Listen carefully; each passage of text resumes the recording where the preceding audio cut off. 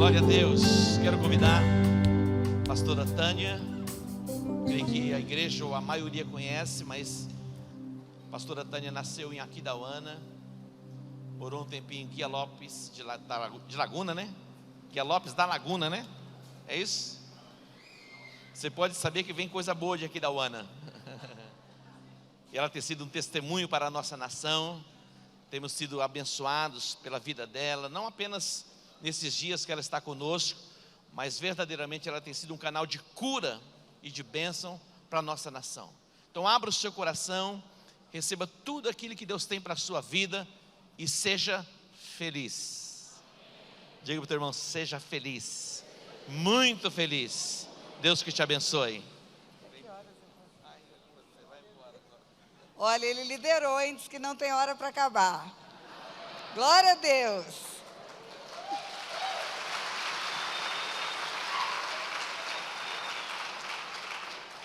É muito bom voltar à minha terra. É muito bom reencontrar amigos queridos. E é muito bom ver os frutos daquilo que Deus fez quando eu passei aqui outras vezes. Eu tive a alegria de receber algumas pessoas aqui à frente que vieram testemunhar que se converteram há 6 anos atrás, quando eu passei aqui. E eu tenho que agradecer a Deus pelo privilégio de saber que essas pessoas estão firmes. Foram frutos que permaneceram. Louvado seja Deus por isso. Eu quero ler um versículo bíblico com você. Um versículo não, um texto pequeno. E depois vamos conversar. Em Jeremias 29, a partir do versículo 11 e até parte do 14, está escrito assim: Eu é que sei os pensamentos que tenho a vosso respeito, diz o Senhor, pensamentos de paz e não de mal, para vos dar o fim que desejais. Então me invocareis, passareis a orar a mim, e eu vos ouvirei. Buscar-me-eis e me achareis, quando me buscardes de todo o vosso coração. Serei achado de vós, diz o Senhor, e farei mudar a vossa sorte. Diga, farei mudar a vossa sorte. Essa é uma promessa de Deus. Essa promessa, para ela se cumprir, é preciso haver uma parte nossa. Buscar o Senhor de todo o nosso coração. Buscar-me-eis e me achareis, se me buscardes de todo o vosso coração. Serei achado de vós e farei mudar a vossa sorte. Não há uma única pessoa em toda a terra que tem um encontro com Deus que não tem a sorte mudada. Você pode dizer glória a Deus? Glória a Deus. E foi isso que aconteceu comigo. Eu quero contar um pouco da minha história e eu não vou contar todos os detalhes, eu vou contar detalhes novos aqui nesse lugar. Contar a minha história lá em Hagashiura, no Japão, tem um sabor. Contar a minha historinha aqui da Aquidauana tem outro sabor. Em Campo Grande tem outro sabor. Em Guia Lopes é a minha terra, é a minha terra. Estar aqui falando de coisas que você conhece fica tão mais fácil para mim. E eu nasci em Aquidauana, o pastor já disse, o apóstolo já disse. Eu nasci em Aquidauana em 1948. Eu já sou uma sexagenária, né? Eu tenho 68 anos. E eu nasci num lar completamente disfuncional. Eu sou o improvável de Deus aqui na sua frente, porque pela lei da probabilidade, não poderia dar coisa nenhuma mesmo. Imagina você que, em 1948, há muitos e muitos anos atrás, eu tinha um histórico de drogas dentro de casa. Minha mãe usava remédios para dormir. Ela tinha dependência química de medicação. Esses remédios que fizeram agora Michael Jackson morrer, são barbitúricos, são pré-anestésicos. E o meu pai, uma vida completamente promíscua. Nenhum deles conheciam Jesus e eles não souberam processar as dores e os problemas da sua juventude. Frustração de relacionamentos que não deram certo, suicídio de uma noiva dele em Bela Vista, suicídio de um noivo dela em Neuaque, e eles se casam sem amor, sem projetos, sem sonhos, sem nada, apenas para se desvencilharem das suas famílias, e foram morar em Aquidauana. E eu nasci nessa casa. E eu quero aproveitar esse testemunho para te ensinar algumas coisas. As crianças, elas só são crianças no corpo. Só existe corpinho, não existe alminha e não existe espiritinho. Está vindo ao mundo nesses dias, nas próximas horas, Levi. Levi é o neto do apóstolo. Tem um corpinho no ventre da Rebeca, mas tem um espírito pronto e tem uma alma pronta. A prova disso é que Esaú e Jacó contenderam no ventre de Rebeca. E contender significa disputa, e a disputa se dá no nível da alma. E a outra prova é que João Batista ficou cheio do Espírito Santo no ventre de Isabel. Um espírito no ventre de uma mulher está pronto para receber o Espírito Santo. E um espírito no ventre de uma mulher está pronto para ter impressões emocionais. Então a alma e o espírito não são bebês. As crianças recebidas com aceitação, crianças recebidas com amor, elas têm uma resposta de segurança decorrente de serem aceitas. As crianças rejeitadas, ou as crianças que são pedra de tropeço, entre aspas, para os seus pais, elas nascem já com alguma diferença no seu comportamento. E eu nasci num lar confuso, não havia nenhuma afetividade, não havia nenhuma manifestação de amor. Criança é criança, e criança vive muito de brincadeira, não nota muito bem as coisas erradas. Mas à medida que o tempo foi passando, eu começava a perceber que havia muita diferença na minha casa, da casa do vizinho, da casa dos vizinhos, porque os pais estavam sempre com os filhos. Em casa isso não acontecia. Eu não tinha abandono na rua, mas eu tinha abandono em casa. A minha mãe dormia demais, em decorrência disso, tinha que contratar uma empregada doméstica, que chegava 8 horas da manhã, saía 4 horas da tarde. Empregada cuida do trabalho, não dá afeto. E o meu pai, ele foi entrando num nível de decadência, e é certo a Bíblia quando diz que um abismo chama outro abismo. À medida em que ele foi prosperando na promiscuidade, e naquele tempo, a prostituição tinha um lugar certo, chamava prostíbulo, ou zona de meretriz. E à medida que o tempo foi passando, meu pai passava os finais de semana inteiro em zona de meretriz. Ele saía do banco, sexta-feira, era funcionário do Banco do Brasil em Aquidauana. Ele saía do banco na sexta-feira, pegava um táxi e tinha um prostíbulo onde ele passava o final de semana inteiro. Em casa só para pegar roupa, e sumia no final da semana. Depois, segunda-feira, ia direto para o banco. À medida que o tempo passava, ele começou a se apaixonar por prostitutas. Ele estava em busca de uma noiva que suicidou. E, de repente, ele achava que encontrou a mulher do coração. E a minha mãe fugiu para o espiritismo. Minha mãe, alguém disse para ela que no espiritismo ela ia encontrar com o noivo morto, e coincidentemente o mesmo homem que era o dono da farmácia, que vendia os remédios de tarja preta sem receita médica, era o líder do centro espírita. E ele oferecia tudo para ela, oferecia o remédio para ela fugir da realidade, e oferecia a esperança mentirosa de encontrar com aquele noivo morto numa sessão espírita. E aquele homem era o guru da minha mãe. E criança tem uma percepção parcial, mas tem sentimentos. A falta de afeto gera na criança uma sensação de que não é amada. E às vezes ela é amada. O afeto é a manifestação externa do sentimento chamado amor. Porque o sentimento é secreto, é abstrato, é escondido. Você pode amar e nunca ter manifestação de afeto. Só que a pessoa só vai saber se ela é amada se você tiver manifestação de afeto, expressar o amor. E à medida em que o tempo passava, eu achava que ninguém gostava de mim. Porque o beijo, o abraço, o pegar no colo, não era uma experiência de dentro da nossa casa. O meu irmão nasceu, eu tinha 4 anos de idade. E quando nasceu o meu irmão, virou o meu brinquedinho. A vida passou a ter um sabor diferente. Mas um dia, ele estava com 1 ano e meio e eu com 5 e meio. E nós estávamos no quintal, na parte da tarde, depois que a empregada foi embora. E havia antigamente poço de água no fundo do quintal, cisternas.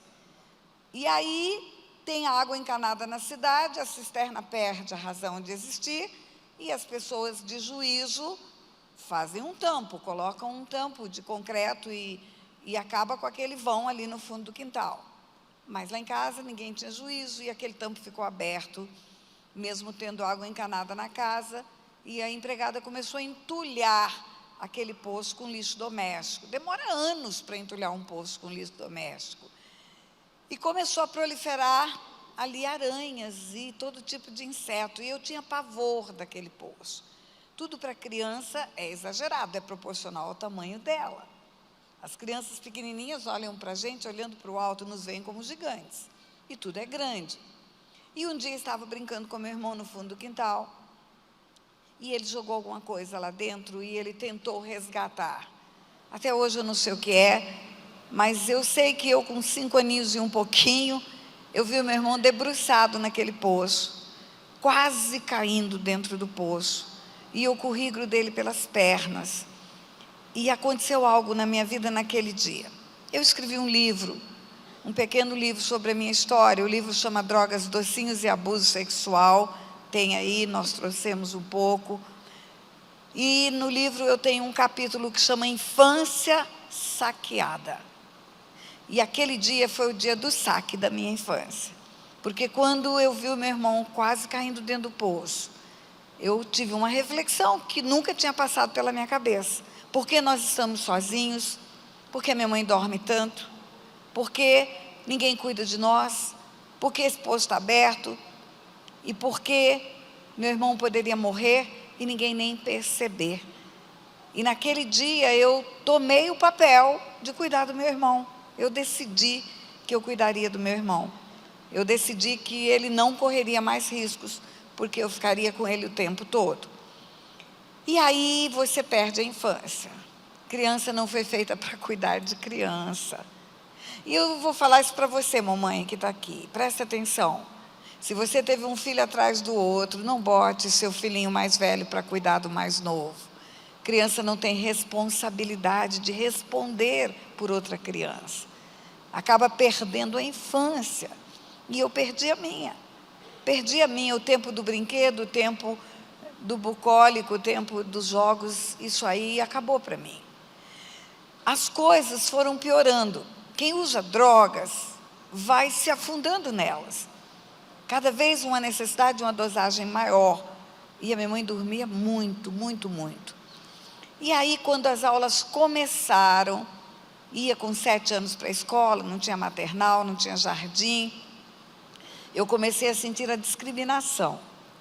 Porque as pessoas sabiam qual era o histórico da minha família. E as mães proibiam as crianças de se aproximarem de mim.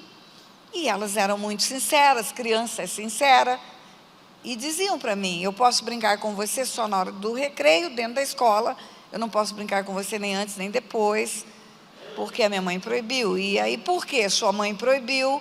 E lá vem a frase: porque a família sua não presta, porque a sua mãe é drogada, porque o seu pai é sem vergonha, essa era a expressão.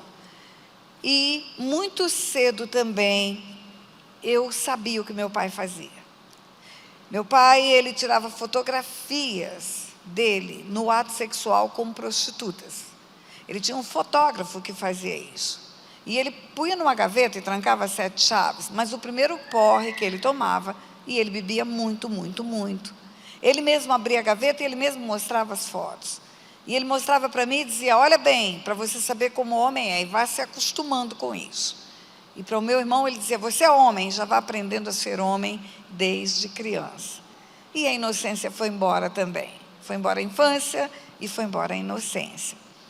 Volta e meia, meu pai se apaixonava e tirava a prostituta da zona, literalmente tirava da zona. Montava casa, montava uma casa, mobiliava, e levava aquela mulher para viver com ele. E ele dizia para minha mãe sempre a mesma história. Ele arrumava a sua mala, punha em cima da cama, enchia com as suas roupas de linho, bonitas. A palavra alinhado vem de roupas de linho. Calças de linho, camisas de linho, ele muito perfumado. E ele dizia para minha mãe, eu vou embora porque eu encontrei uma mulher que eu amo. E a resposta da minha mãe, invariavelmente, era a mesma. Que bom que você encontrou uma mulher que você ama, porque o homem que eu amo está morto e eu não consigo encontrar. E eu ficava muito triste. Eu ficava muito triste em cada partida dele, e eu me alegrava muito em cada volta. Eu não queria saber o que tinha acontecido, mas eu queria saber que ele tinha voltado para casa.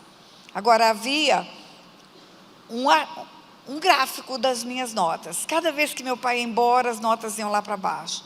Cada vez que meu pai voltava, as notas subiam. Havia um ponto de alegria. O homem que vendia drogas para minha mãe me tratava muito bem, muito bem. E deixa eu fazer um parênteses para te ensinar algo. A figura paterna, ela tem um papel da maior importância na casa. Os dois têm, os dois. Hoje eu falo não só de paternidade, mas de maternidade de Deus também. A mãe representa o Espírito Santo na sua casa, ela é a consoladora, ela é aquela que revela o Pai, ela tem um papel de importância espiritual. Mas o papel paterno, a cobertura espiritual de uma casa, o teto espiritual, é o pai. Quando o homem está vivendo promiscuidade, quando o homem está vivendo adultérios, quando ele está vivendo uma vida de pornografia, internet, esse teto espiritual está furado. E as crianças da casa são atacadas por espíritos de promiscuidade. Muitas crianças têm precocidade na sua sexualidade por causa disso. Muitas crianças sofrem abuso sexual por causa disso, por causa da falta de um teto. E a figura paterna, ela tem o papel de firmar a sexualidade das crianças. Deus Pai forma macho e fêmea. A Bíblia diz isso. Deus formou o homem à sua imagem e semelhança, macho e fêmea os formou. Está em Gênesis, capítulo 5. Macho e fêmea os formou. E ele delega para o pai, o papel de fixar essa identidade.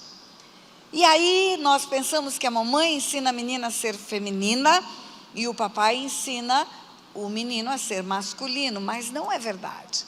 A figura paterna ensina as duas coisas. Imagina um homem bom, um homem íntegro, um homem correto, um homem de caráter, um homem provedor, um homem atencioso com seus filhos, amoroso. O menino olha para esse modelo de pai, ele vê um herói, ele vê um modelo a seguir. E ele pensa no seu inconsciente, quando eu crescer eu quero ser um homem igual ao meu pai. E a identidade sexual masculina tem agora um modelo a ser seguido. E a menina, quando ela olha para esse mesmo modelo de homem bom, íntegro, provedor, protetor e amoroso, ela não vê um herói. O menino vê um herói, ela vê um príncipe. Ela vê alguém que vai ser o modelo de quem ela quer conquistar. E toda menininha, você pergunta para ela que tem esse paizão, pergunta a ela, quem é o seu namorado? Ela diz, meu pai. Com quem você quer casar? Com o papai. Porque ela tem uma referência de alguém a ser conquistado. E aí você vai entender por que quando uma mãe chega para uma criança e fala, você está linda? Para uma menininha o efeito é 5. Mas quando um pai chega e diz, você está lindo, o efeito é 10. Ela fica toda boba com o elogio do pai. Uma vez uma pequenininha num casamento disse para mim assim, ela viu o casamento, viu a celebração, e aí sentei com ela na mesa depois, na recepção, e ela disse para mim assim, olha, no dia do meu casamento, eu vou estar tão linda, tão linda, tão linda, que quando meu pai entrar e me ver, ele vai desmaiar. Aí eu imaginei na cabeça dela, o noivo é o pai. E havia um homem, que era o homem que vendia drogas para minha mãe, que era a minha referência masculina. Enquanto eu não tinha o afeto do pai, aquele homem tinha afeto para mim. Não tinha uma vez que chegava naquela farmácia porque eu ia comprar a droga para minha mãe. Não tinha uma vez que não chegava naquela farmácia, em Aquidauana, que aquele homem não tinha uma balinha, não tinha um docinho para oferecer. Por isso o livro chama Drogas Docinhos. E o livro chama Drogas Docinhos e Abuso Sexual. Porque aquele homem me cevou. Aquele homem me cevou. E aos 9 anos de idade, aquele homem foi o meu abusador. Eu confiava nele. Uma vez, eu tenho os cabelos crespos. Imagina hoje, esse cabelo está domado. Imagina esse cabelo no passado. Sem mãe para pentear, sem creme, sem finalizador, sem shampoo. Desse tamanho. E um dia eu estou indo para a farmácia para buscar o remédio, e uns meninos começaram a debochar de mim, me chamando de Juba de Leão, Juba de Leão. E eu cheguei chorando na farmácia. E aquele homem falou: por que você está chorando? Eu falei: porque me chamaram de Juba de Leão. E ele passou a mão no meu cabelo, ele falou: você não tem juba de leão, você tem cachinhos dourados. É isso que você tem. É tudo aquilo que um pai precisa dizer para uma criança. É tudo aquilo que ela precisa ouvir de um pai. E aquele homem ganhou minha confiança e ganhou a minha atenção. Era um paradoxo, porque ao mesmo tempo que eu sabia que a droga que ele vendia fazia minha mãe dormir tanto, e eu não tinha mãe, a ida na farmácia representava o afeto, representava o carinho. Mas antes da história do abuso, na escola ainda, começou a acontecer algumas coisas. Havia uma professora, lá em Aquidauana, na escola, que tem até hoje lá, uma escola junto à igreja. Aquela professora, ela tinha certamente problemas sérios. Hoje, cuidando de gente, eu posso fazer uma leitura disso. Quando você encontra uma pessoa que fere todo mundo, que briga com todo mundo, que quer arrebentar todo mundo, você pode saber que ela tem uma ferida no peito enorme, que não foi tratada, e que ela bate para não apanhar. Essa é a verdade. E aquela freira me pegou para vítima. Hoje você escuta falar de bullying, de colegas de escola. Aquela mulher era quem me fazia o bullying. Ela me pegava de uma forma atroz. E hoje também, fazendo a leitura do passado, eu posso entender. Porque eu era uma criança desprotegida. Nunca a mãe levou na porta da escola. Nunca esteve numa reunião de escola. Nunca o pai compareceu numa reunião de pais. Então, eu era uma criança desprotegida, um alvo fácil. E havia, na minha história, uma disfuncionalidade de família. Uma criança que a mãe e o pai têm uma estrutura saudável, ela tem um desempenho escolar. E uma criança que não tem essa estrutura familiar, ela tem dificuldade de aproveitamento. E aí uma tarefa não vem completa, e aí uma prova não tem bom resultado. E eu comecei a escutar daquela professora: você é burra. Você é burra, você só pode ser burra porque todo mundo fez e você não fez. E as palavras, você ouviu hoje o apóstolo dizer, as palavras são decretos, as palavras são sementes no mundo espiritual. E uma palavra de autoridade, ela se torna uma verdade na cabeça de uma criança. Você é burra, você é burra, você é burra, e eu comecei a acreditar que eu era burra, porque realmente eu tinha deficiência escolar muito grande. E não tinha ninguém para dizer: você não é burra, você apenas não tem uma mãe que te ajuda na tarefa escolar. Você tem um pai que saiu de casa e você está insegura. Nada disso ninguém dizia. Então a única palavra que ficava era: você é burra, e eu comecei a acreditar nisso. E também havia um outro fator: eu não tinha mãe para cortar a unha. É mãe que manda a criança escovar dente. É mãe que manda a criança pentear cabelo, fazer limpeza no ouvidinho. E eu não tinha quem fizesse isso. A minha mãe estava muito preocupada com a dor que tinha, com a saudade que tinha, com os problemas que tinha. Empregada não faz isso. E aí um dia, eu acho que roupa suja de café que cai na blusa, porque é mãe que manda trocar, eu escutei: você, além de burra, você é porca. Você é muito porca. E vira verdade.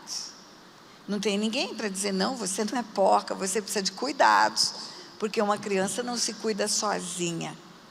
Um dia eu não fiz a tarefa, todo mundo fez, a classe inteira, e como castigo, eu fui colocada de pé, de costa para a turma, com papel A4 nas minhas costas, escrito, eu sou burra, e eu fui obrigada a escrever 40 vezes do quadro negro, eu sou burra, eu sou burra, eu sou burra.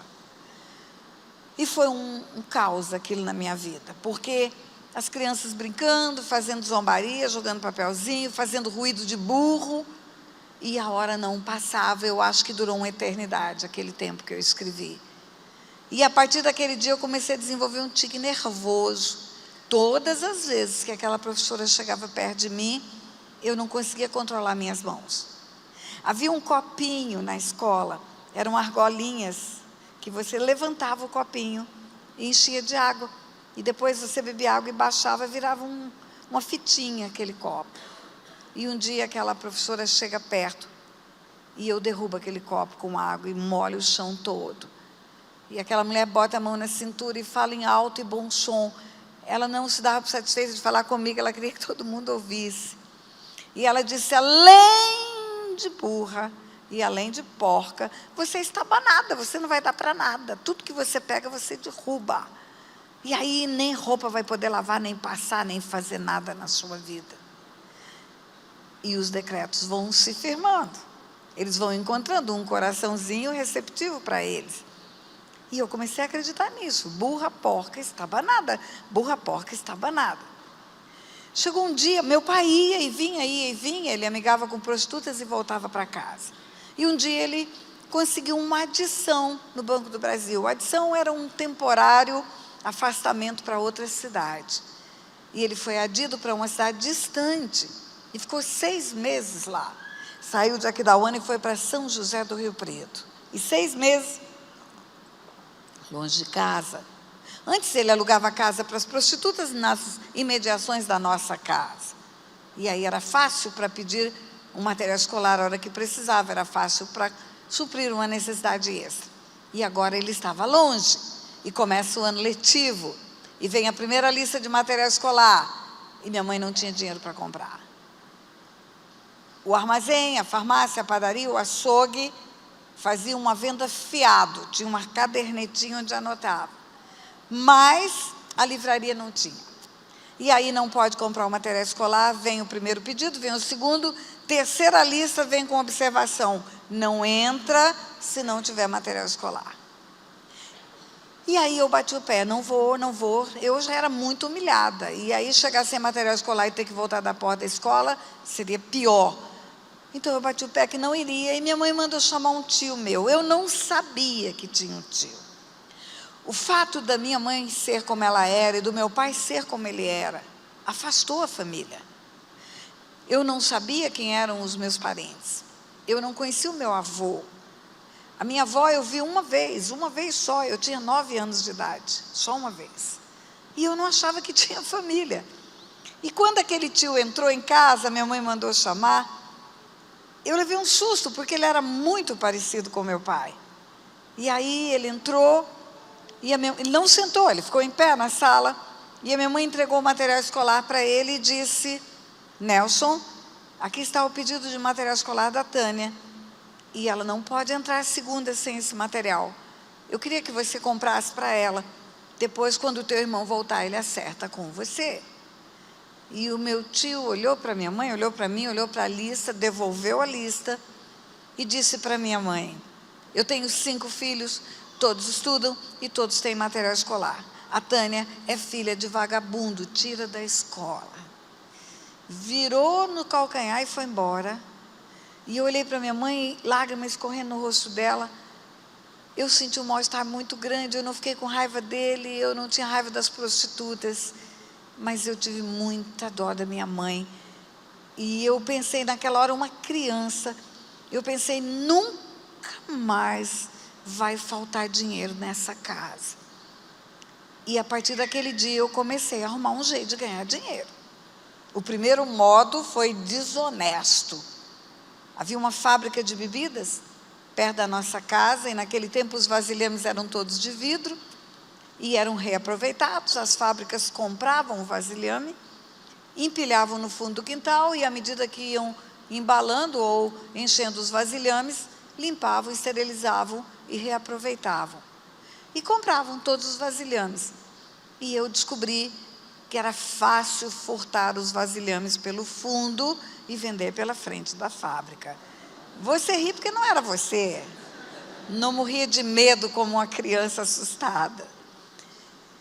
Minha mãe dormia, eu fingia que dormia, levantava, tinha uma bolsa de lona. Eu ia pelos fundos da casa, chegava nos fundos da fábrica de bebida. Eu mesmo tinha feito um buraco no muro, tinha desencaixado os tijolos. E aí eu entrava por aquele lugar, pegava 4, 5 garrafas, deixava passar uma semana para não ficar muito em cima da hora do furto, e aí eu vendia pela frente. Mas eu tinha muito medo de fazer isso, porque a expectativa que eu tinha é que descobriram e agora vai ter um cachorro, vai ter um homem armado. E eu descobri um jeito menos perigoso de ganhar dinheiro. O lixo da cidade de Aquidauana. O lixo da cidade de Aquidauana é igual a qualquer lixo do mundo, é um tesouro. Hoje falam em reciclagem. Naquele tempo eu dizia caça ao tesouro. Colher que quebrou, tampa de bule, ferro de passar roupa, que agora não é mais o de ferro, é o ferro elétrico e o povo joga fora, uma torneira que quebra, uma ferragem de material de construção, qualquer metal, ferro, cobre, bronze, alumínio, tudo vira dinheiro do ferro velho da cidade.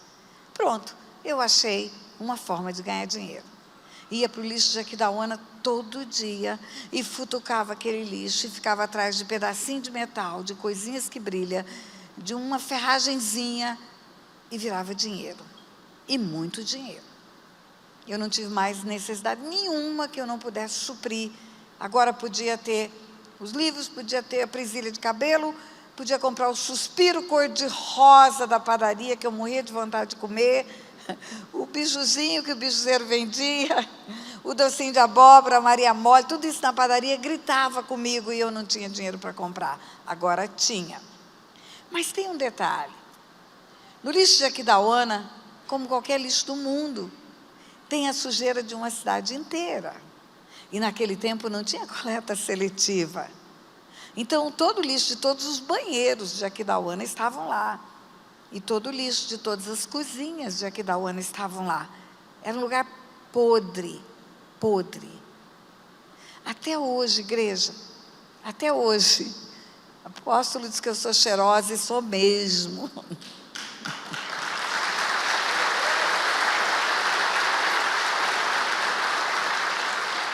Até hoje, se eu estiver sentado na sala da minha casa, assistindo um filme, e tiver um lixo no filme, eu sinto o cheiro do lixo de Aquidauana.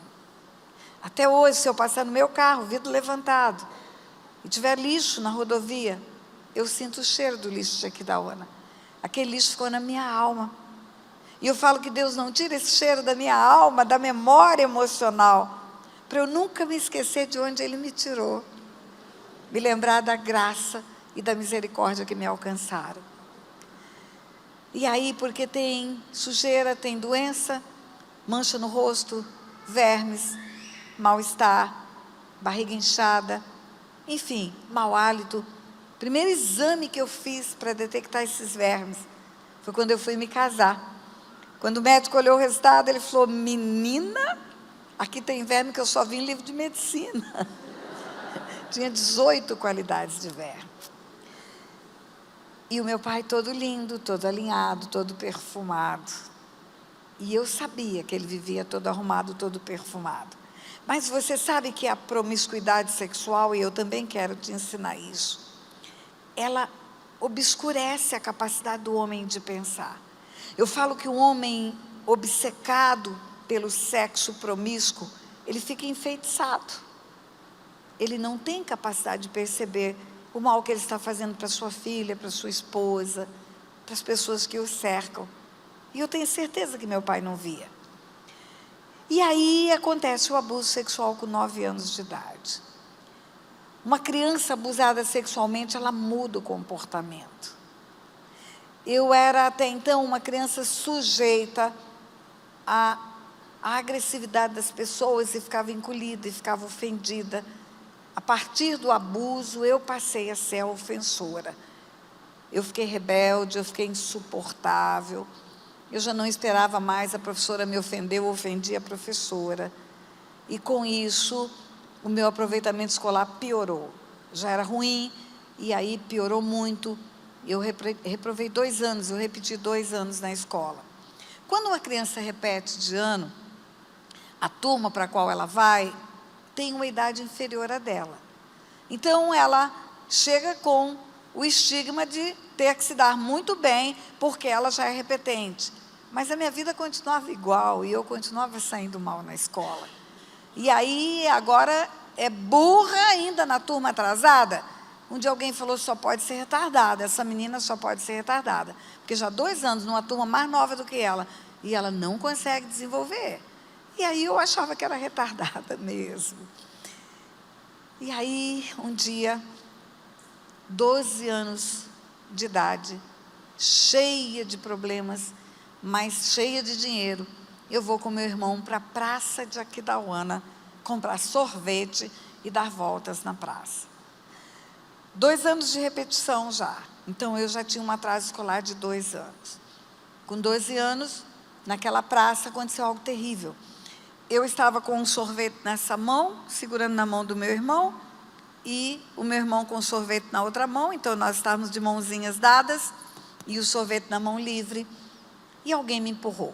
Eu não sei o que aconteceu, eu sei que eu fui impulsionada para frente, e no impulso, o sorvete foi na frente e bateu no traseiro da mulher, que estava na minha frente. As pessoas davam voltas na praça, era um fute, não tinha WhatsApp, não tinha rede social, não tinha telefone celular, era uma piscadela na volta da praça, né? Um bilhetinho, um olharzinho, e eu dando volta no sentido das mulheres, o meu sorvete pegou no traseiro da mulher que estava na minha frente. Quando aquela mulher sentiu o gelo, ela passou a mão e ela olhou. Quando ela olhou e viu que era sorvete que ela tinha na roupa dela, que ela vira para trás e o resto do sorvete escorrendo pela minha mão, não tinha como não dizer que não era eu. Aquela mulher começou a berrar naquela praça. Ela não falava, ela gritava. E ela começou a gritar, só podia ser você, coisinha, filha de ninguém. Você não tem educação, e uma menina que tem educação não tem que sair de casa. Você não tem educação porque a tua mãe está lá drogada em cima de uma cama. E o teu pai? Teu pai está no meio das pernas das prostitutas. Você não tem nem pai nem mãe para te ensinar. Você não devia andar no meio de gente. Isso aos gritos. E começou a juntar gente em qualquer lugar do mundo. No Rio de Janeiro fala, foi um barraco. Em qualquer lugar do mundo, quando alguém faz um escândalo, junta gente. E começou um pessoal a parar em volta. E eu olhava para as pessoas e eu tinha expectativa que alguém dissesse, fui eu, foi sem querer, não é culpa dela, mas ninguém dizia nada. E aí, eu fui humilhada naquela praça. Peguei meu irmão, corri pela mão, cheguei em casa, minha mãe dormindo, como sempre, dormindo como estava no dia do abuso. Eu voltei do dia do abuso e eu contei para ela, ela não acreditou. Ela precisava confiar naquele homem que era o guru, para continuar tendo drogas e continuar tendo a frequência ao centro espírita. E agora era a história da ofensa, da humilhação em praça pública. Uma criança de 12 anos humilhada em praça pública. Mas quando aquela mulher começou a gritar, toda a minha história, o que era de fato a minha história, eu fiquei apavorada, porque eu achava que pouca gente sabia do que acontecia comigo. Eu achava que aquela história sórdida de drogas, de promiscuidade, era algo secreto ali da minha família. Mas aquela mulher na praça pública deixou muito claro que era conhecido por toda a cidade. E eu cheguei em casa, entrei no quarto e falei, mãe, você sabe o que acabou de acontecer agora? Isso. E eu falei, eu ouvi de uma mulher que eu não tenho mãe, que a minha mãe está drogada em cima de uma cama, que eu não tenho pai, que meu pai vive no prostíbulo, que não tem ninguém que cuida de nós, que nós não temos educação, que nós não devíamos andar no meio das pessoas. E sabe o que é o pior, mãe? É que tudo isso é verdade. Tudo isso é verdade. Aquela mulher não disse uma palavra que não fosse verdade. E eu entrei num processo de depressão com 12 anos de idade. O que é a depressão? É um estado emocional que você não reage o suficiente para superar. Não tem a resiliência para se levantar. A depressão pode ser do corpo, da alma, do espírito. Do corpo pode ser uma deficiência hormonal. Da alma, sofrimentos repetidos, perdas excessivas e uma capacidade de vencer insuficiente. E pode ser espiritual, pode ser espíritos de morte. Abortos geram depressão espiritual. Mas, enfim, a minha depressão era reativa. E eu entrei em depressão com 12 anos de idade. Eu queria morrer. Entrei dentro de um quarto e eu saía daquele quarto para comer, para tomar banho, não quis mais estudar. Eu que já tinha reprovado 2 anos, fiquei 2 anos agora sem estudar. E a única coisa que minha mãe dizia, essa menina é esquisita. Essa menina está muito esquisita. E aí eu estava com 14 anos, 2 anos enfiado naquele quarto. Meu pai chegou do trabalho, chegou do banco, casa pequena, sem forro. E ele disse uma palavra diferente aquele dia. Porque ele sempre dizia, vou-me embora, vou viver com a mulher que eu amo. E a minha mãe sempre respondia, que bom que você encontrou a mulher que você ama, porque o homem que eu amo está morto e eu não posso encontrar. E naquele dia meu pai chegou e disse, nós vamos embora.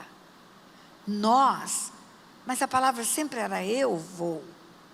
E eu escutei meu pai dizer nós, e a minha mãe falou, nós vamos para onde? E ele disse, nós vamos para Guia Lopes da Laguna. Eu concorri a uma gerência, eu ganhei, vai ser inaugurada a agência de Guia Lopes da Laguna do Banco do Brasil, e eu tenho que ir com a minha família, a exigência do banco mudar com a família. Até a casa do gerente está sendo construída do lado do banco.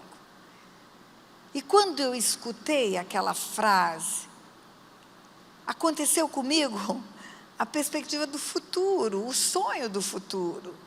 Eu comecei a pensar, nós, então minha mãe vai, eu também vou, meu pai não está indo embora sozinho, nós vamos para lá e lá não tem a farmácia do abuso sexual, lá não tem a praça da humilhação, não tem a ponte do rio Aquidauana que eu quis me jogar no dia do abuso sexual, enfim, não tem a escola da vergonha de reprovações sucessivas. Então pode ser que tenha algo novo lá para nós. E eu até imaginei, lá talvez minha mãe pare de se drogar, e talvez o meu pai pare de ser como ele é. E fomos para Guia Lopes da Laguna, nós mudamos para lá mais ou menos no mês de outubro, eu com 14 anos. E tudo continuou igual. Meu pai encontrou outros homens promíscuos, ele tinha uma Rural Williams, ele mandava a Rural em Aquidauana buscar as prostitutas e fazia numa chácara, no final de semana, os bacanais, ele e os homens de dinheiro da cidade. A minha mãe achou outro farmacêutico que fornecia os mesmos remédios para ela. Achou centro espírita, achou tudo. Mas eu me determinei. Eu tinha saudades da escola, eu tinha saudade de sair na rua, e eu me determinei. Eu vou fazer diferente. Se eles quiserem fazer o que eles sempre fizeram, eles fazem, mas eu vou fazer diferente. E eu rapidamente comecei a me relacionar com meninas da cidade, com vizinhas da cidade.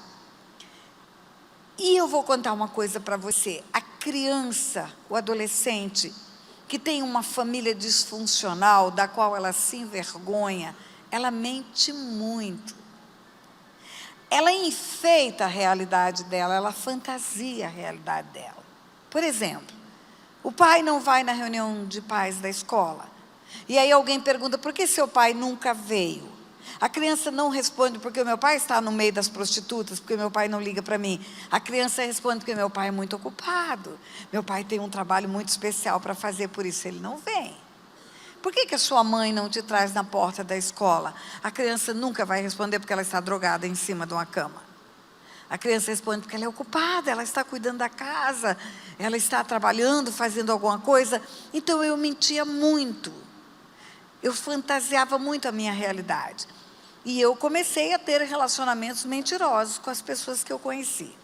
E aí um dia, a menina de quem eu me aproximei mais, ela pergunta para mim, mudamos outubro, novembro, estava chegando Natal. Ela pergunta, vai ter festa de Natal na sua casa? E eu respondi, esse ano não.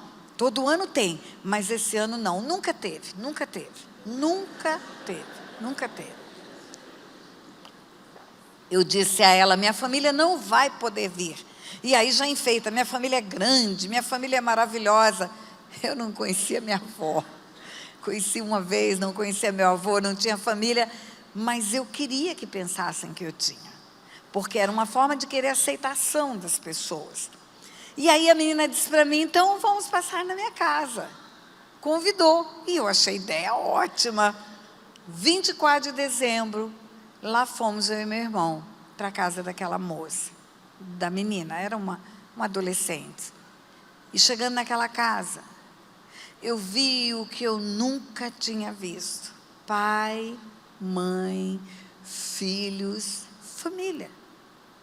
Pai abraçando o filho, pai pegando o filho no colo, mesa arrumada, música, jingle bell, jingle bell. Eu vi uma família normal.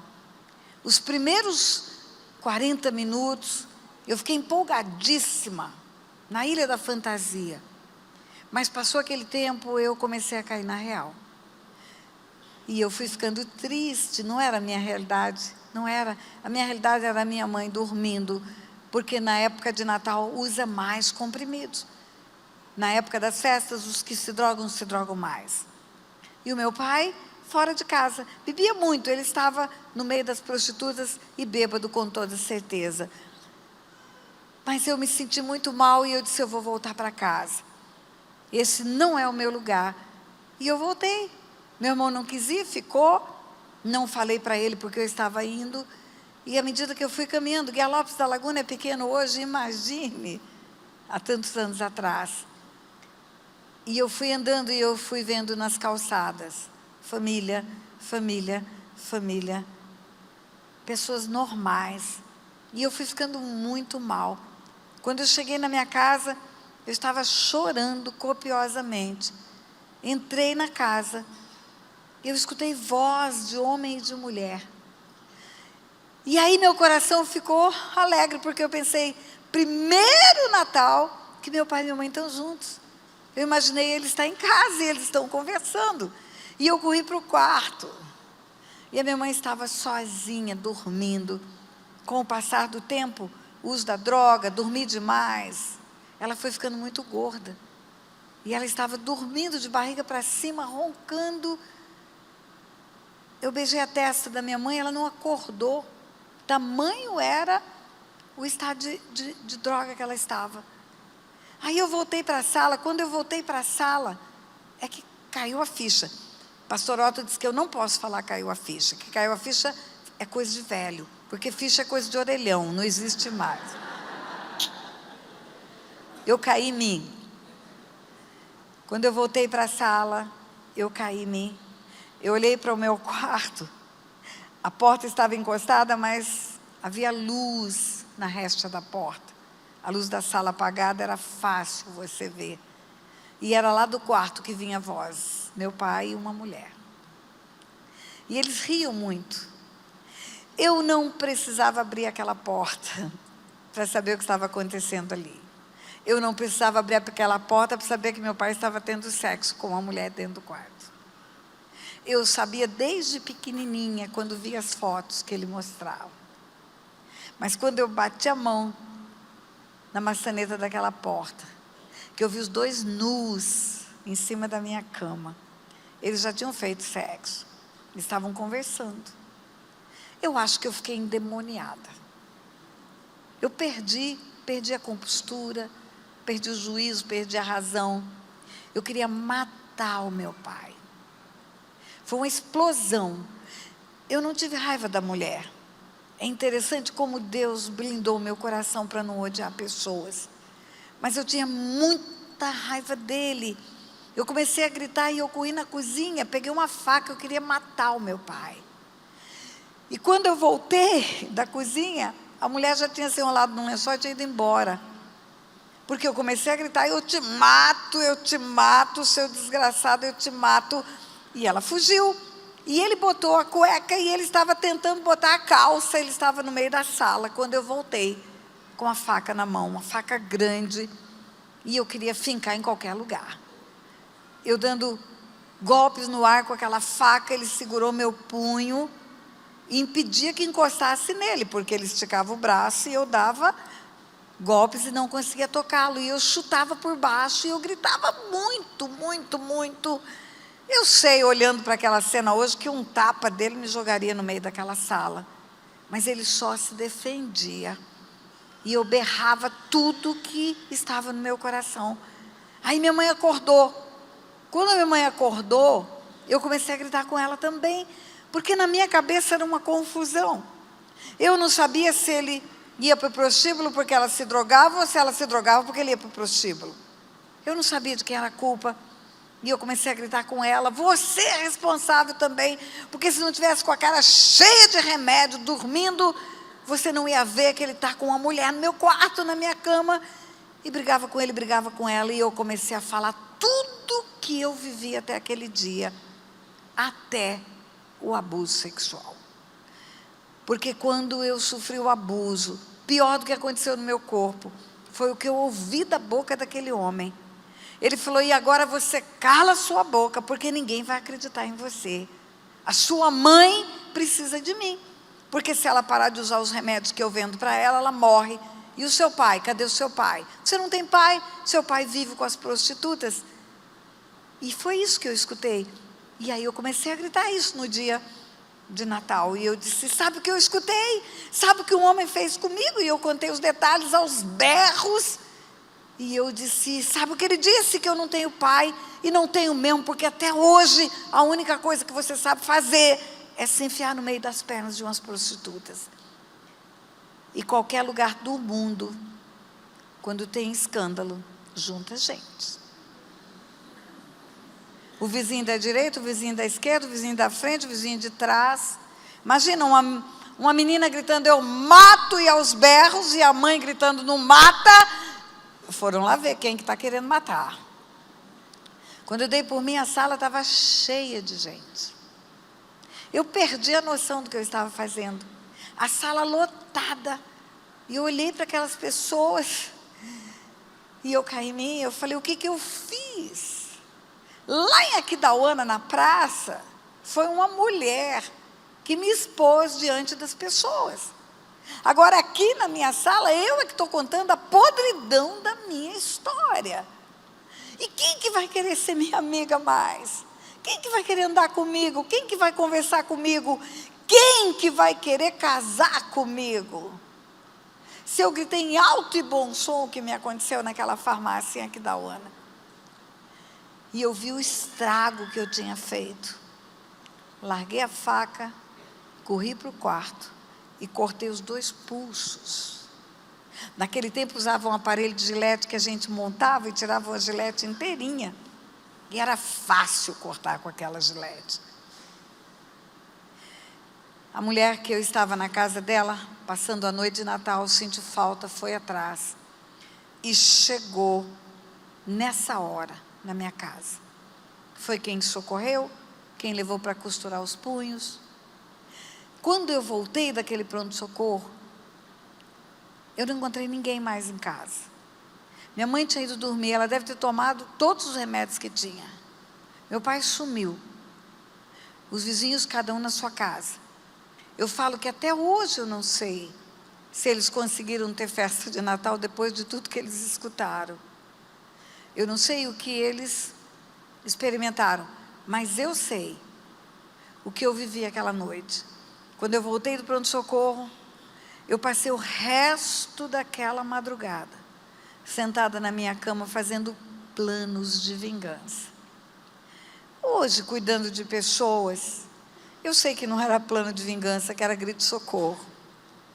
Os meus planos eram assim: eu não presto para nada, para nada, para nada. O que precisa da cabeça, eu sou burra. O que precisa da mão, ninguém vai da casa para eu limpar. Eu não presto nem para morrer. Eu tentei me matar e não consegui. E a partir de hoje, ninguém vai olhar para mim com respeito. Porque depois de tudo que eu falei, que todo mundo escutou, acabou o respeito. E aí eu decidi, eu vou me tornar uma prostituta. Eu vou me tornar uma vagabunda. Eu vou me deitar com a metade dos homens de Guia Lopes da Laguna. E depois que eu me deitar com a metade deles, eu vou chegar para o meu pai e vou dizer: pai, o senhor gosta de prostitutas, não gosta? O senhor destruiu o seu casamento, destruiu a sua família, por causa de prostitutas. O senhor ama muito elas, não ama? Pois o senhor pode me amar, porque eu sou uma também agora. Hoje, cuidando de pessoas, eu sei que isso era um grito de socorro. Eu sei que milhares de meninas que se jogam nos braços de todos os homens, elas estão procurando um peito de pai. Um peito de pai. E eu passei 4 dias, do dia 24 ao dia 28 de dezembro, fazendo planos de prostituição. Eu vou para os lugares onde tem pedreiros, eu vou para o lugar onde tem muitos homens juntos, os bares, os lugares onde tem, porque numa noite só eu posso dormir com 2, 3 de uma vez. E havia uma república, um lugar onde os funcionários do Banco do Brasil, solteiros, alugaram uma casa conjunto. E ali naquele lugar tinha uns 4, 5 funcionários. E naquela ideia maluca minha, eu pensei: eu vou começar por lá. Porque eu vou chegar para o meu pai e dizer: o senhor ama prostitutas, não ama? O senhor pode me amar, eu sou uma delas. E sabe aonde que eu comecei? Com os seus funcionários, para envergonhar ele. E bêbada, muito bêbada, 28 de dezembro eu fui para aquele lugar. Eu posso dizer para você que era assim, à beira do abismo. Eu estava à beira de um abismo naquele dia, literalmente caindo em queda livre. E ali naquele lugar tinha um homem de Deus. Deus me faz encontrar uma pessoa que me respeitou, uma pessoa que teve misericórdia de mim, que olhou para mim e não viu uma louca, olhou para mim e viu uma pessoa precisando de ajuda. O que me impactou naquele moço foi que eu tinha 5 anos quando eu comecei a ir para a farmácia para comprar drogas para minha mãe. Eu tinha 5 anos e eu tinha 9 anos no período do abuso.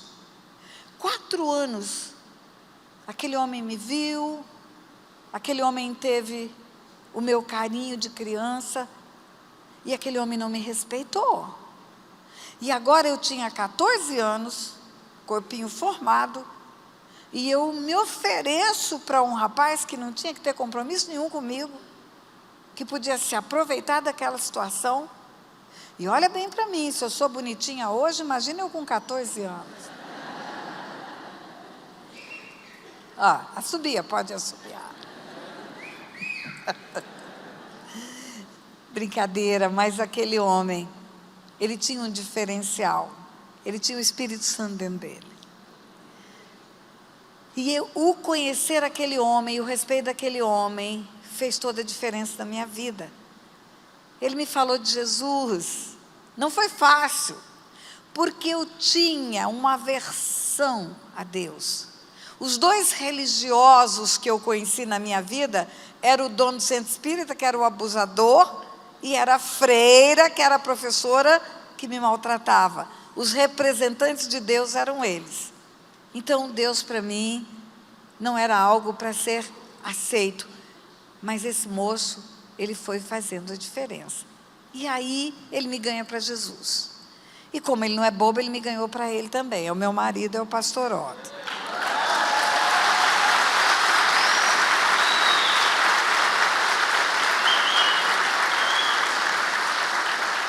E aí eu me casei com 16 anos. Eu conheci com 14, com 16 eu estava casada.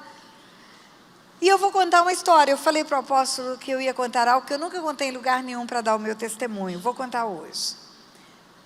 O Otto é de Assis, interior de São Paulo. E eu fui para Assis casada. Pela primeira vez eu saí de Mato Grosso do Sul. Naquele tempo ainda não tinha dividido. Pela primeira vez eu saí daqui para uma cidade. E eu era bicho do mato. Eu era casca grossa. Você imagina uma menina que vivenciou tudo isso que eu vivenciei. O Otto foi a minha referência, mas ele teve muita paciência comigo. Eu fui aprendendo até o jeito de falar corretamente. E aí eu vou para Assis, interior de São Paulo. O Otto era de Assis, um jovem crente, nascido no Evangelho, e vem tomar posse do Banco do Brasil em Mato Grosso do Sul, ou Mato Grosso naquele tempo, Guia Lopes da Laguna, e volta casado. E se ele é lindo hoje, imagina ele com 24 anos, né? Nós temos 10 anos de diferença. E o Otto era um partidão no meio da igreja. As meninas olhavam para o Otto e imaginavam, cada uma delas, que seria escolhida por ele. Quando passa no Banco do Brasil, então, aí ficou um partidaço, né? E vai para Mato Grosso do Sul e volta casado. E o primeiro dia meu na igreja lá, muito, mas muito deslocada, muito sem lugar para mim, todo mundo me olhando dos pés à cabeça. E chega uma irmã do Otto e fala para mim: você está vendo aquelas meninas ali? Aquelas meninas todas tinham esperança de casar com o Otto. E aí elas estão lá examinando você e querendo fazer gracinha com você. E eu estava enterrada em cova rasa ainda. Eu estava morta, mas ainda estava com o pezinho de fora. E chegaram as meninas para fazer gracinha. E aí chega uma que era assim a mais desenvolta e fala assim: o Otto teve que arrumar uma mulher em Mato Grosso. Aquele tempo era só Mato Grosso. Parece que não tem mulher aqui em Assis. E eu respirei fundo, com o dente trincado, e eu falei: não, tem sim, mas ele me escolheu. Ele foi me escolher lá em Mato Grosso. Aí ela voltou à carga. Ela disse assim: mas lá tem muito mato, não tem? Esse nome Mato Grosso é porque deve ter mato. E eu disse, eu estava nervosa, e eu disse para ela: tem mato sim, mas tem cidade também. E eu morava na cidade. E o Otto foi trabalhar no Banco do Brasil, e o Banco do Brasil não é no mato. E ele me conheceu na cidade. E aí ela voltou à carga. Ela falou: mas tem muito índio lá, não tem? E eu já tremendo falei: tem índio sim. Mas os índios ficam nas aldeias, tem lugar certo para eles. Aí ela falou: e tem onça marruá, e tem onça lá, não tem? Aí eu disse para ela: tinha uma marruá, sou eu. O Otto me escolheu e você não se meta comigo, porque você não sabe com quem você está se metendo. É lógico que se fosse hoje, depois do Espírito Santo me dar domínio próprio, eu responderia: ô querida, eu vou orar para que você arrume um marido também. Mas enfim, aí ficou com esse apelido de onça marruá, né? Por causa dessa história. Mas eu tive que ser repaginada. Foi feita uma reengenharia do meu comportamento. E o Otto começou a ser a boca de Deus para me falar a verdade. Porque o que eu escutava como verdade eram palavras que não correspondiam à verdade. Você é burra? Não, você não é burra. Qualquer coisa que eu errava, qualquer erro que eu cometia, eu batia a mão na testa e falava: eu sou burra mesmo. E o Otto dizia: não, você não é burra, você é muito inteligente. E ele me animou a voltar a estudar. Guia Lopes da Laguna, Escola Salomé de Melo Rocha, tinha curso à noite.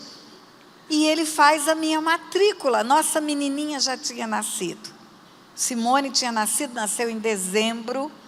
E em março, ela tinha só 4 meses, 3 meses e pouco. E o Otto faz a minha matrícula para fazer o ginásio. Ele disse para mim: Tânia, faz o ginásio. pelo menos completa alguma coisa.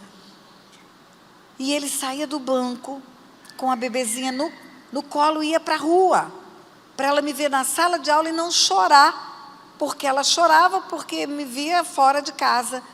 E eu olhava para aquela cena, o Otto cuidando da bebê para eu estudar. E eu dizia, não vai dar certo isso. Saía da escola, chegava em casa, eu falava, Otto, eu vou parar. Não é justo isso, não deu no tempo certo, agora não dá mais. E ele dizia, ela vai crescer, ela vai acostumar. E acostumou, e eu terminei o ginásio. E eu conversava muito com ele sobre toda a minha história. E eu dizia para o Otto assim, as professoras precisavam entender que uma criança problema não é uma criança problema, é uma criança que tem problemas. É uma criança que está manifestando na escola o que ela vive em casa. Eu comecei a ser uma criança problema depois do abuso. E as professoras deviam saber disso. Aí um dia o Otto chega do banco, eu já tinha feito o ginásio. Eu estava grávida do segundo filho. E ele chega do banco e ele fala, Tânia, vai ter o curso normal em Jardim. Por que você não faz o normal? Você falou que as professoras deviam cuidar das crianças, que elas deviam ter um olhar diferente para as crianças. Por que você não estuda e não vai dar aulas? E eu disse para ele, mas agora já ficou para trás o tempo que era fácil para mim, agora eu estou barriguda. Ele disse, leva a barriga para a escola. E eu levei a barriga para a escola e eu fiz o normal. Aí eu fui dar aula. Queridos, vocês não têm ideia a paixão que foi para mim dar aulas. Eu vou fazer um parênteses para te contar o que vai acontecer amanhã. Lá em Guiar-Lopes da Laguna, amanhã. Eu vou me reunir com ex-aluninhos meus, de anos e anos atrás. Nós vamos passar o dia juntos lá amanhã. Vai ser sobrenatural, eu tenho certeza disso. E eu amei dar aulas, amei fazer diferença na vida dos meus alunos. Eu projetava na minha vida no magistério aquilo que eu não tive, que eu sabia que um aluno precisa. Dar a eles valor, fazer eles acreditarem em si mesmos, fazerem saber que eles tinham um potencial e que podia se transformar em grandes realizações. Mas chegou o dia de ir embora de Guiar-Lopes da Laguna.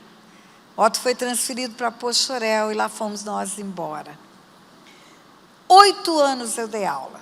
Primeiro Guiar-Lopes da Laguna e depois Poxoréu. Para mim era a realização plena. A menina burra dando aula, a menina que não vai dar para nada, sendo um referencial para os seus alunos. Mas um dia o Otto chega do banco lá em Poxoréu. E ele fala para mim, Tânia, nós vamos embora. Eu disse, vamos para onde? Para o Rio de Janeiro. E o que nós vamos fazer no Rio de Janeiro? Você vai fazer uma faculdade. Ele falou, é um desperdício você não continuar a estudar. E a ideia me agradou. Por quê? Se eu fizer pedagogia, se eu fizer administração escolar, eu vou poder ter uma escola minha. E fomos para o Rio de Janeiro. Eu achava que era fácil arrumar emprego lá em qualquer escola, porque eu tinha 8 anos de experiência aqui no Mato Grosso, que ainda não tinha dividido 8 anos no estado e município. Então, pronto, 8 anos é uma bela cartela de experiência. Só que eu estava enganada, batia na porta das escolas, ou nas portas, escolas particulares, procurando trabalho. A pergunta era a mesma, você tem curso superior? Não. Então não tem vaga. Tem curso superior? Não. Tem curso superior? Não. Mas se eu não trabalhar, eu não vou poder fazer faculdade. Nós estávamos passando por uma fase financeira muito difícil, porque eu perdi os empregos na minha ida para o Rio. E o meu pai um dia foi embora e não voltou mais. E meu irmão adoeceu, ele começou a usar drogas. Meu irmão enlouqueceu. O meu irmão passou aqui em Campo Grande, naquela clínica psiquiátrica que tem aqui, praticamente 5 anos internado, fora da realidade.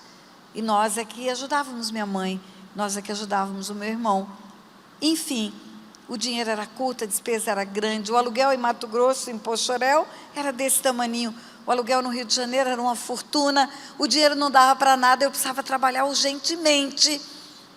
As portas se fechavam. Um dia uma mulher foi sincera para mim.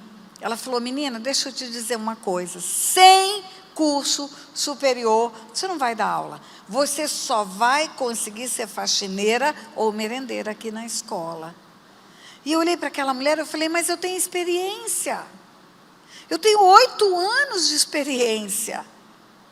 Ela olhou para mim e falou: tem? Eu falei: tenho. Aonde? E eu falei de boca cheia: Guia Lopes da Laguna e Pochorel. Ela riu. Ela falou: onde é isso? E eu falei onde era. Ela disse: experiência de Guia Lopes da Laguna e Pochorel não serve para o Rio de Janeiro. Minha filha vai arrumar outro tipo de trabalho.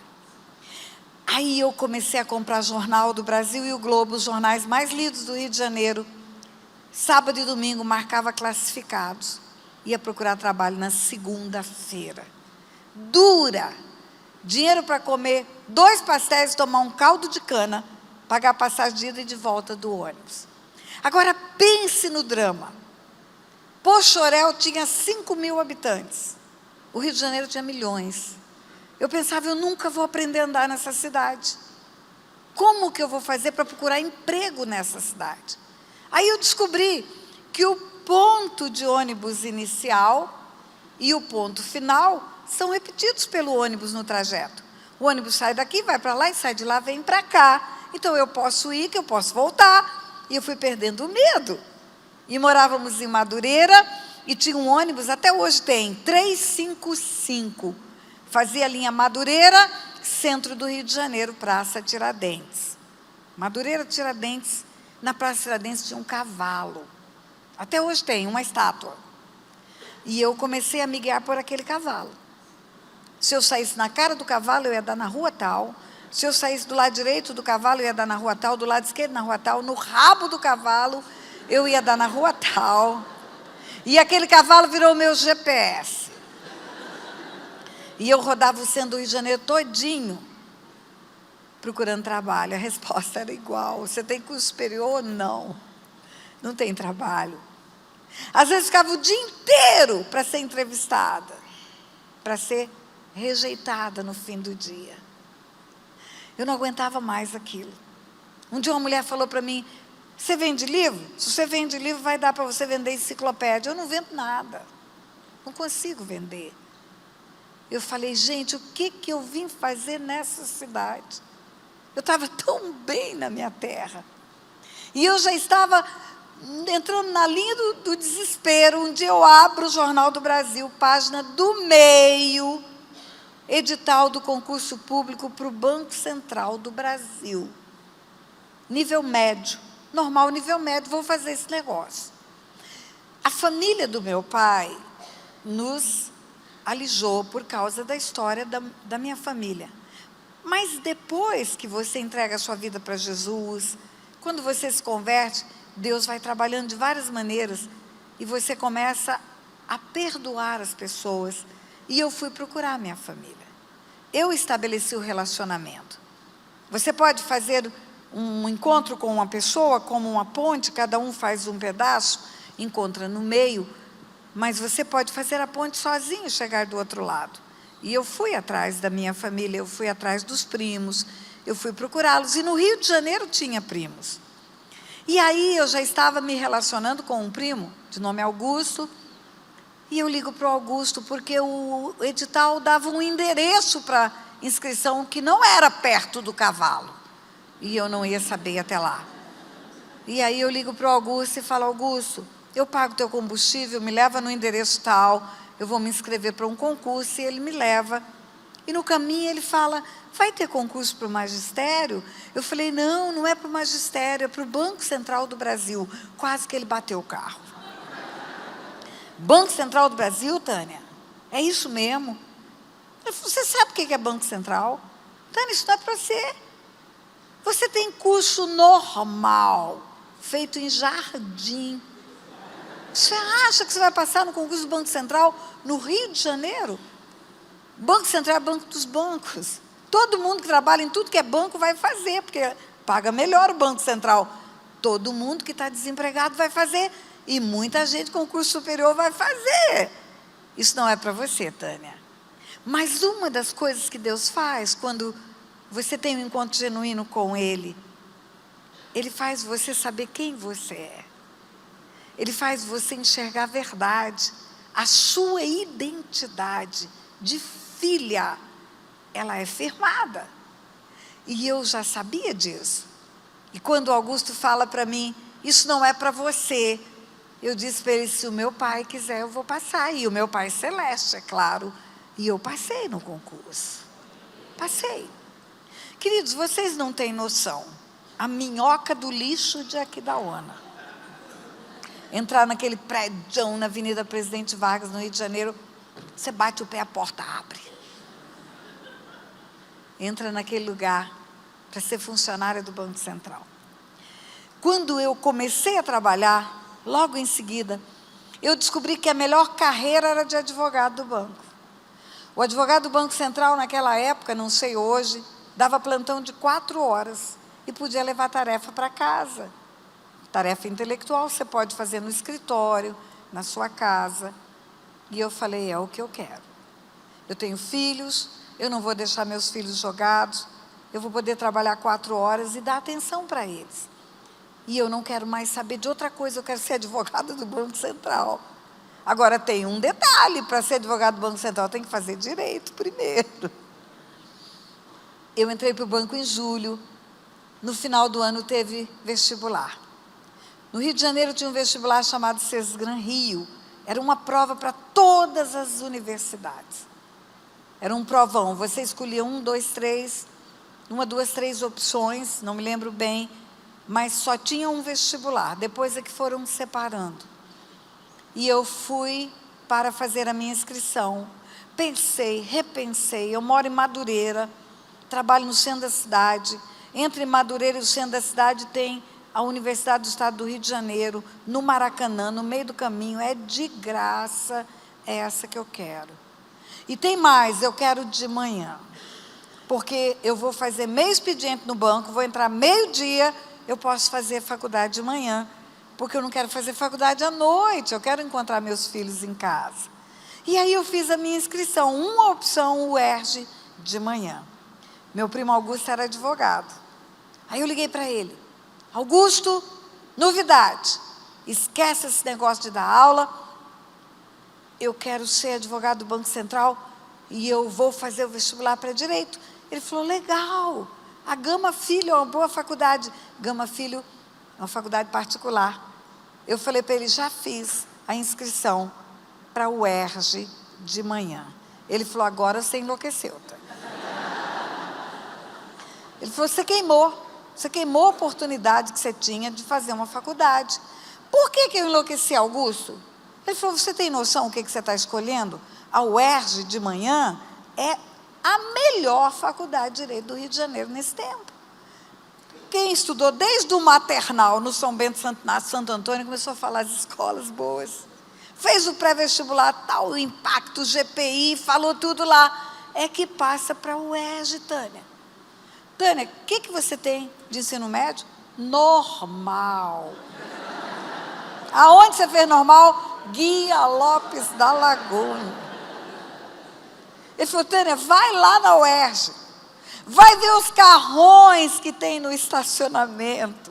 Só filhinho de papai que estuda naquele lugar. Eu estava curada, igreja. Eu falei para o Augusto, eu também sou filhinha de papai. Se ele quiser, eu passo. E eu passei. A gente contando, parece tão rápido, mas olha, não foi fácil. Imagine você 5 anos com filhos, trabalhando, com casa. Eu andava de trem da Central. Você não tem noção o que é andar no trem da Central. Eu descobri que se eu andasse de ônibus, eu ia ficar apertada 1h30. E se eu andasse de trem, eu ia ficar apertada 28 minutos. Então, eu optei pelo trem. Estudando de pendurada em trem. Uns homens enormes, com um braço levantado e você enfiada embaixo do braço dele. Eu saía de casa à madrugada. Eu fazia a marmita para levar para a faculdade. Depois da aula, eu entrava para o banco. Eu só ia comer aquela marmita 2h15 da tarde. Porque quem entra meio-dia não tem horário de almoço, só quem trabalha o dia inteiro. Quem entra meio-dia tem 15 minutos para lanche. A marmita feita à madrugada ia ser comida 2h15 da tarde. Eu não tinha dinheiro para comprar livro. Eu estudava na biblioteca do Banco do Brasil, no centro da cidade. Foram 5 anos doídos, mas passaram. Eu não estudava em casa enquanto os filhos não dormissem. Eu não queria privar os meus filhos da minha presença. Eu só ia estudar depois que eles dormiam. Imagina então, eu acordava madrugada e dormia meia-noite, 1h da manhã. Eu dormia 4, 5 horas por noite, durante todo aquele período. Mas terminou. Lá estava o meu diploma na mão. Aí eu pedi a Deus, agora precisa ter o concurso para advogado do Banco Central. Não é automático, você pega o diploma e vira advogado do banco. E houve o concurso, 8 meses depois que eu terminei minha faculdade. Houve o concurso e eu passei. Advogada do Banco Central do Brasil. Gente do céu, é muito chique esse negócio. Para minhoca de Aquidauana, minhoca do lixo, a menina burra, eu achava que tinha alcançado tudo que alguém podia alcançar na vida. E aí um dia, como advogada do Banco Central, houve um congresso de bancos, feito pela FENABAN, Federação Nacional de Bancos, e eu fui representando o Banco Central nesse congresso. E lá nesse congresso tinha uma juíza palestrante, uma juíza do Nordeste. A mulher veio para falar e voltar para o Nordeste no mesmo dia, e eu fiquei tão impressionada, uma juíza cristã, segura de si, sendo luz no meio daquele povo. Eu segurei aquela mulher, não deixei ela embora, fizemos a hospitalidade de recebê-la no final da semana, ela passou conosco o final da semana, ficamos amigas, e ela foi embora segunda-feira. Passados uns 3 meses, eu estava com pouco tempo de advogada do banco, eu recebo um envelope pardo na minha mesa. Eu fazia advocacia consultiva no banco, era consultora de uma diretoria, fazia pareceres para aquela diretoria, gabinete chique, bonito, bem arrumado. Eu recebo aquele envelope na minha mesa, e eu abri aquele envelope pardo, e tinha um edital, de um jornal, o Diário Oficial, o edital do concurso público para juiz federal, juiz do trabalho, área trabalhista, juiz federal. E eu olhei aquele edital, depois que eu vi que tinha um cartãozinho pequenininho grampeado, e no cartãozinho tinha uma pergunta. Ela escreveu, por que não tentar? E fez uma interrogação. Só isso, o nome dela e uma pergunta. E eu abri aquele envelope, eu olhei para aquilo, e eu falei, peraí, deixa eu ver se eu estou entendendo. Doutora Maria Conceição está me desafiando a fazer concurso para juiz. É isso? E eu, pensando sozinha, falando comigo mesma, eu dizia, meu Deus, seria maravilhoso isso no tempo certo. Se eu tivesse estudado como todo mundo estudou, enquanto está na casa do papai, tendo tempo para fazer um cursinho, para preparar para um concurso. Concurso para juiz é muito difícil. Tem gente que faz 10 concursos para conseguir passar. E eu pensei, e o tempo já passou. Igreja, eu já era avó. A minha filha estava grávida do 2º filho já. Eu fechei aquele envelope, levei para casa. Contei para o Otto, falei, Otto, você não acredita o desafio que a doutora Maria Conceição fez comigo. Olha só. E eu repeti tudo aquilo que eu pensei, agora verbalizei. Falei, teria sido tão bom no tempo certo. Se eu tivesse podido fazer o meu ginásio, o meu curso de 2º grau, minha faculdade, no tempo da liberdade ainda de jovem. Ia ser uma boa isso. E o Otto olhou para mim com essa cara linda que ele tem. E ele falou, e por que não tentar? E eu tentei e eu passei no primeiro concurso que eu fiz.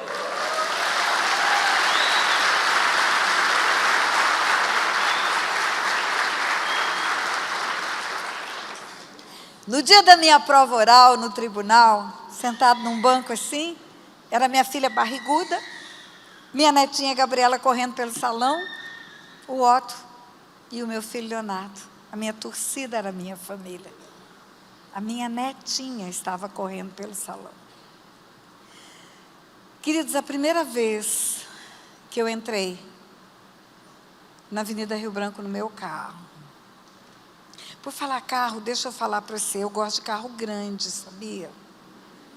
Toda mulher baixinha gosta de sapato alto e carro grande. Meu carro é uma Ford Ranger, preta, porque preta emagrece.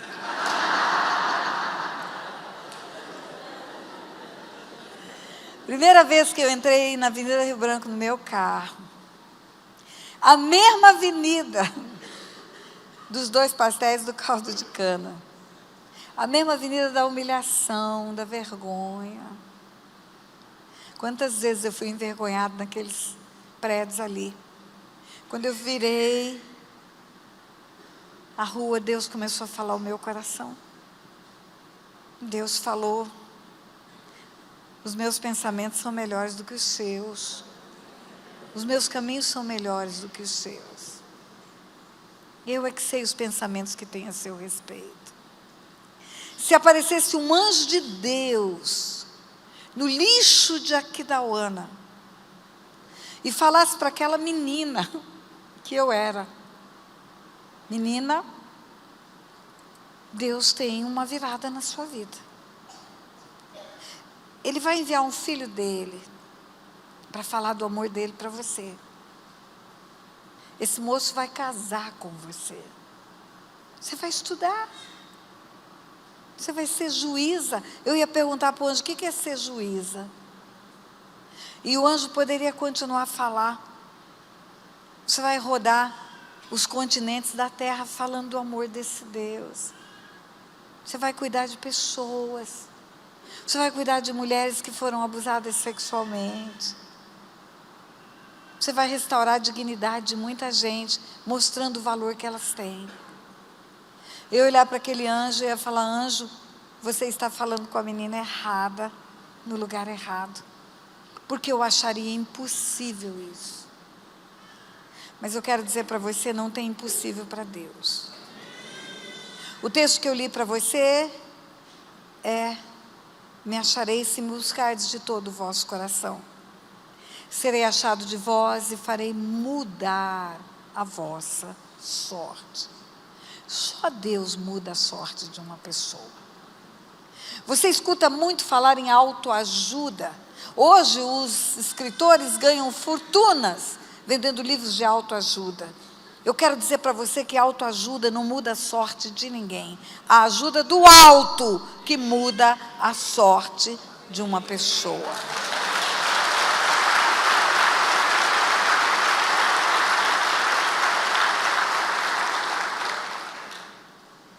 Eu vou fazer algo diferente aqui também, apóstolo. Eu vou cantar.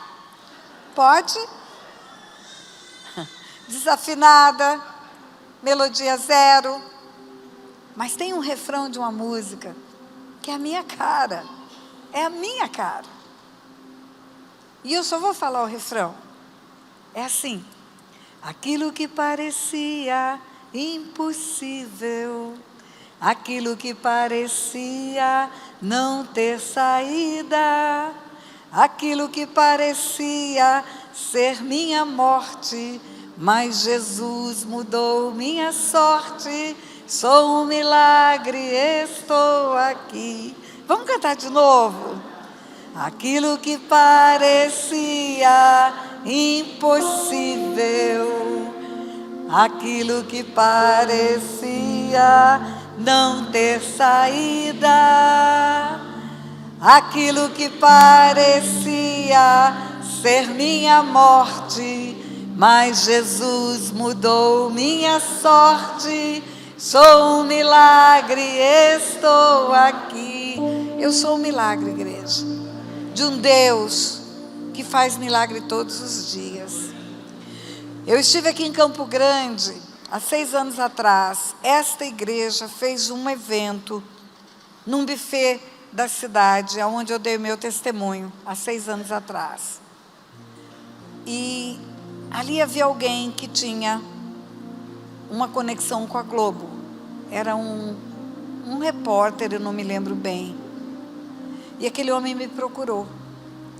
E ele disse para mim que a minha história daria um bom especial na Globo. Que era uma história de superação. E certamente eu ganharia dinheiro se eu concordasse em vender a minha história.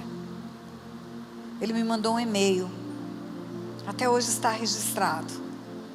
E eu respondi para ele que eu autorizaria ele fazer a ponte com a Globo para levar a minha história, ou num especial, ou num Globo Repórter. A história da menina do lixo que vira uma juíza. Eu disse para ele, só que tem um detalhe. A minha história não é uma história de superação. A minha história é uma história de milagre. Então Deus não pode sair da história. Eu só concordo se Deus entrar na história, no lugar de honra da história. E aí a resposta dele foi: a senhora está querendo muito. Nós podemos contar com uma história de superação. E eu falei para ele, então não tem negócio. Porque é só Deus que pode tirar uma pessoa da situação que eu vivi e fazer essa pessoa ser curada, restaurada. Uma pessoa que não está dependendo de remédios, uma pessoa que não está dependendo de terapias e que ainda pode ser um instrumento para curar outras. Só Deus faz isso. E Ele continua fazendo. E Ele quer fazer com qualquer pessoa que quiser. Buscar-me-eis e me achareis, se me buscardes de todo o vosso coração. Serei achado de vós e farei mudar a vossa sorte. Tem muita gente tentando mudar a sorte pela força do braço. Tem muita gente tentando mudar a sorte por tratamentos. Só Deus muda a sorte de uma pessoa. E eu quero fazer algo aqui. Eu quero dois momentos ainda. Me desculpe pela demora. Eu quero fazer um convite. Aqui tem pessoas que estão precisando que a sorte mude. Tem pessoas que estão no fundo do poço. Pessoas que já perderam a esperança. Que não vem saída. Parece impossível a saída. Jesus pode virar esse jogo. Jesus pode entrar agora na sua vida e virar esse jogo. Ele pode mudar essa sorte. E se você quer isso na sua vida, levante sua mão onde você estiver. Vem cá, vem cá, vem cá. Você que está levantando a mão, vem cá. É muita mão levantada. Vem cá, vem aqui para frente. Vem aqui para frente. Venha, venha. Glória a Deus. Meu Deus, quanta gente. Tá. Quanta gente. Oh Deus.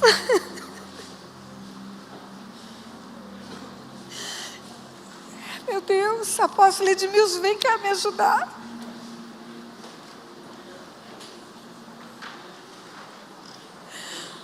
Ah, Deus, obrigada, Deus. Obrigada, Deus. Obrigada, Deus.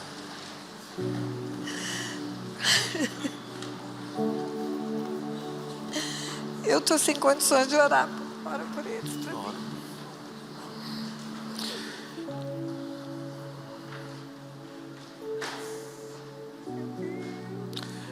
Deus que realizou essa obra tão extraordinária na vida da pastora Tânia é o mesmo Deus que está aqui para realizar na sua vida.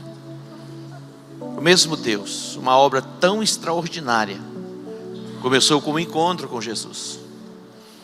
O encontro com Jesus, alguém que conduziu a Jesus, pôde marcá-la para viver este novo tempo. É o que Deus tem para cada um de vocês. Marcar vocês para este novo tempo.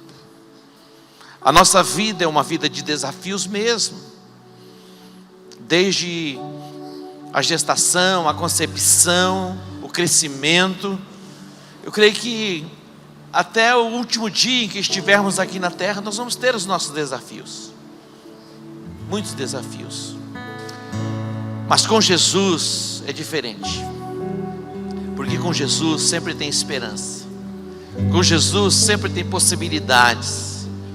E vocês estão aqui para serem marcados pela presença de Jesus, para romper os limites da natureza humana caída e reconectados ao trono da graça, para viver esta vida plena. Levante suas mãos aos céus. Nós vamos fazer uma oração e você vai orar comigo. Mas é a sua oração. É uma oração de entrega. É uma oração de entrega, uma oração de aliança, uma oração de pacto. Diga assim: Pai, nesta noite eu quero te agradecer por esta oportunidade de ouvir este testemunho. Eu abro o meu coração. Eu declaro com a minha boca que Jesus Cristo é o meu Salvador, é o meu Senhor. Eu entro numa aliança contigo e eu entrego a Ti todo o meu ser, sem reservas. Eu abro o meu coração para que o Senhor habite em mim. Perdoa, Deus, os meus pecados. Perdoa, Pai, as minhas iniquidades. Escreve o meu nome no livro da vida. Amém. Agora eu vou orar por você. Feche os teus olhos. Pai, te agradecemos e te bendizemos por este testemunho tão lindo, esta obra tão extraordinária que o Senhor fez na vida da pastora Tânia. O Senhor pode fazer em cada vida assim. O Senhor pode. O Senhor não faz acepção de pessoas. Aqui tem pais, tem mães, tem filhos que estão clamando. Atenta, ó Deus, para o clamor de cada um dos teus filhos. Toma-os pela tua mão direita. Que o teu Espírito possa guiá-los, conduzi-los, dirigi-los em toda a verdade. Assim como o Senhor revelou a identidade de Simão, dando a ele uma nova identidade, como que uma rocha. Que os teus filhos recebam agora a marca de uma nova identidade, sabendo exatamente quem eles são em Cristo Jesus. Deus, as carências da alma, as prisões do passado caiam por terra agora. Recebe agora a marca do Espírito Santo, a marca de Cristo, para viver este novo tempo. Pai, traz cura sobre as emoções, traz libertação sobre o corpo. As cadeias da alma sejam quebradas e que os teus filhos se tornem plenos. Capacita-os, ó Deus, para a jornada. Capacita-os, ó Deus, para a caminhada.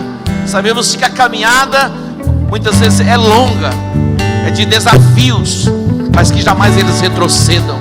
Sejam posicionados, olhando para o alvo, olhando para Jesus, o autor e o consumador da fé. Pai, que estas vidas aqui no altar recebam a marca e sejam indesistíveis na chamada para servir ao Senhor e seguir os teus caminhos. Que os obstáculos, ó Deus, não os impeçam de chegar ao alvo.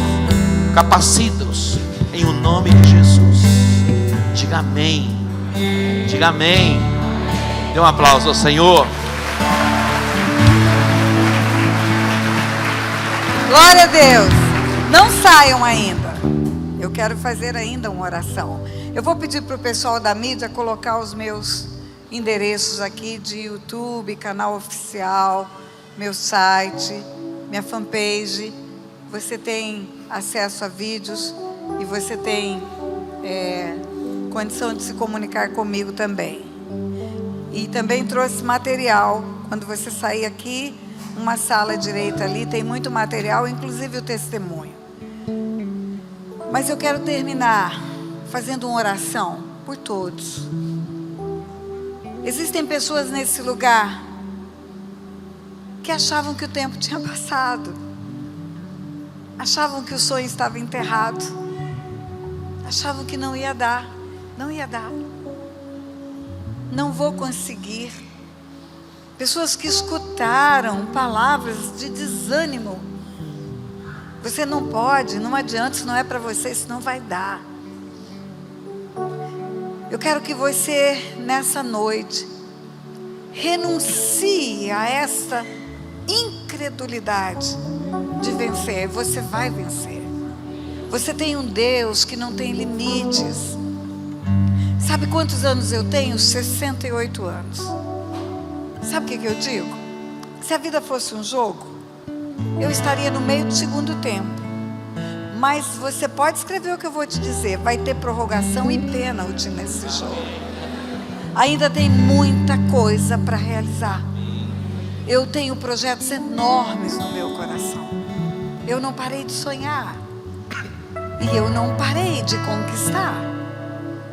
Então eu quero desafiar você que tem um sonho e que se esqueceu dele, a tirar ele da gaveta. Você que achava que não dava, que não ia conseguir, porque nasceu num lar pobre, porque nasceu num lar sem oportunidade.